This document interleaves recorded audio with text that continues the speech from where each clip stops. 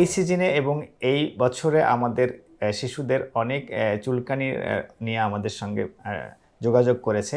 তার মধ্যে একটা কমন যে ইনফেকশন বলি আমরা, চর্মরোগ, যেটাকে স্ক্যাবিস বলি। এবারের যে স্ক্যাবিসটা সেটা আবার চিকিৎসাটাও একটু কঠিন হচ্ছে।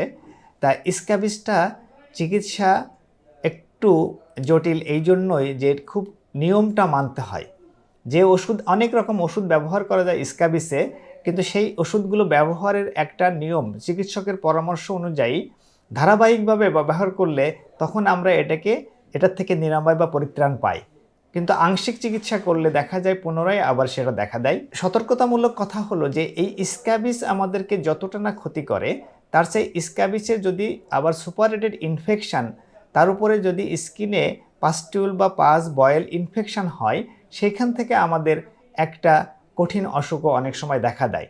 সেই জন্য দ্রুত এই স্ক্যাবিসের সাথে যদি ইনফেক্টেড স্ক্যাবিস হয়, এটা একটা অ্যান্টিবায়োটিক দিয়ে চিকিৎসা করতে হয়। আর চুলকানির জন্য যে নিয়মিত পরামর্শ, সেটা পরিবারের সবাই একত্রে ব্যবহার করলে চিকিৎসাটা সহজ হয়।